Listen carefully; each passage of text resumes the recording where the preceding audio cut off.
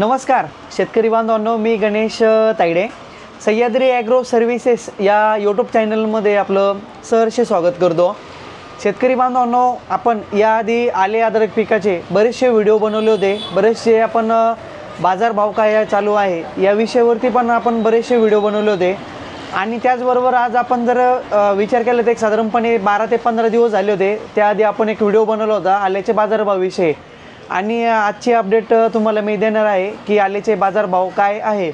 तत्पूर्वी तुम्ही चॅनलला जर नवीन असाल तर सर्वप्रथम तुम्ही चॅनलला सबस्क्राईब करून घ्या आणि व्हिडिओ शेवटपर्यंत जरूर बघा। शेतकरी बांधवांनो, त्याआधी आपण थोडेसे मिरची पिकाविषयी पण आपण चर्चा करणार आहे। बरेचशा शेतकऱ्यांनी टरबूज पिकामध्ये मिरचीला प्राधान्य दिलेले आहे। त्यामध्ये जी ढोबळू मिरची असते, समजा साधी मिरची असते, सेंडेटमधील जी शिमला मिरची असते, याचे बाजारभाव येणाऱ्या काळामध्ये काय असतील समजा, त्याविषयी पण आपण थोडक्यामध्ये चर्चा करू। शेतकरी बांधवांनो, ज्या शेतकऱ्यांनी ओपनमध्ये ढोबळी मिरची लावलेली असेल किंवा मिरचीची लागवड केलेली असेल तर त्या शेतकऱ्यांनी जे बाजारभाव आहे येणाऱ्या काळामध्ये ते पण बाजारभाव एक साधारणपणे 25 ते 30 रुपये किलोप्रमाणे जे आहे का मिळण्याचे चान्सेस आहे। त्याचं प्रमुख कारण म्हणजे हेच आहे की मिरची पीक हे पहिल्यासारखं जसं आपण लागवड केली समजा तसं इझिली येत होतं तसं राहिलेलं नाही आहे।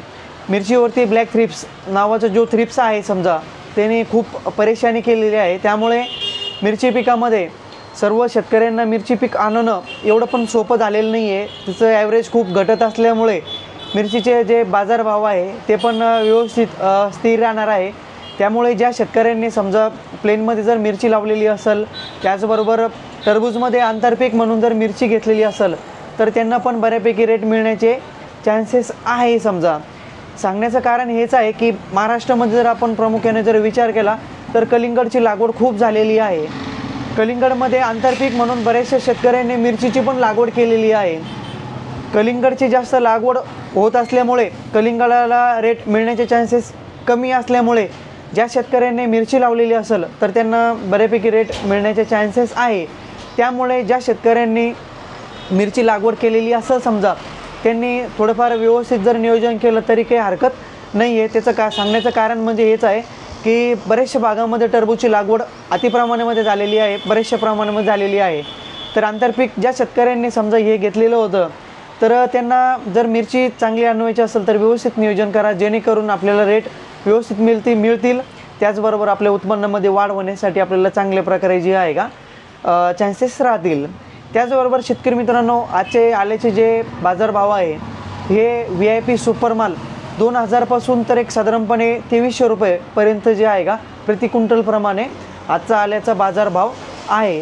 त्याचबरोबर सरासरी जर आपण विचार केला मीडियम मालाचा 1800 पासून तर 2000 पर्यंत आजचे जे आल्याचे बाजारभाव आहे।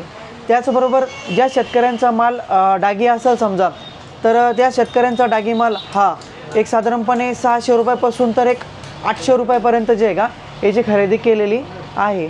शेतकरी बांधवांनो, आल्याच्या बाजारभावामध्ये जर आपण विचार केला तर एक साधारणपणे 20 दिवसापासून आपण बघतोय तर हेच रेट आहे। त्याचबरोबर थोडेसे जास्त रेट होते, एक साधारणपणे 2700-2800 रुपयापर्यंत खरेदी केली जात होते। पण बाजारभावामध्ये जे आहे का थोडीशी घसरण झालेली आहे। पण एक साधारणपणे 10 ते 12 दिवसापासून जर आपण विचार केलेला असेल तर हेच रेट जे आहे का स्थिर आहे।